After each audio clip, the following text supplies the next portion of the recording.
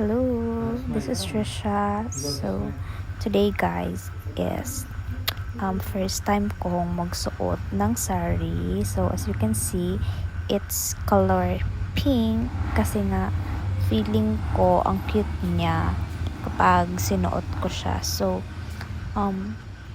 first time ko itong masuot and tinulungan ako ni Mami. So, ayan siya guys. Medyo tricky siya. So, you have to really practice and mabusisi siya. So,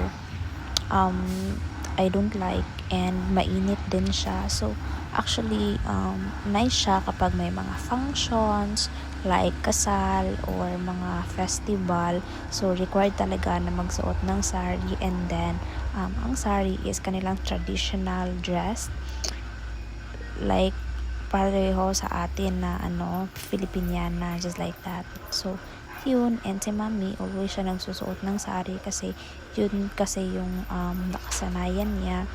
So, ayun, tinulungan niya lang ako kasi this time naisipan namin na mag picture taking na nakasari, and by that time habang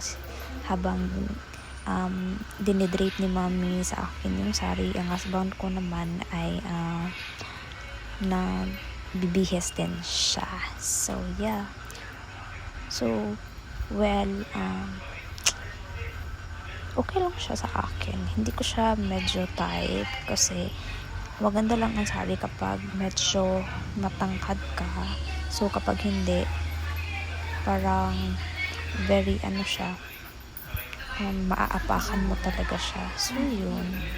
It takes a lot of time and patience para makapag-drape ka na and maganda yung result niya sa'yo. So, anyway, this was supposed to be my function dress yung sa kasal namin, but then hindi na kasi kami function and kami lang, so hindi na siya nasuot, and naisipan ko na why not mag-photoshoot na lang kami para at least magamit siya, kasi for sure hindi na yan siya magagamit. And I think yung mga ganyang tela is nagre-range siya around 5k to 8,000 kasi siya, silk. So yeah, maganda talaga siya guys, and it depends din sa design and sa color and sa quality ng kanyang materials yung presyo ng sari. But this one kasi siya, pang kasal, and hindi ko alam bakit pink yung pinili ko. Hindi naman siya medyo bagay sa akin, but anyway, so yun lang guys. Bye.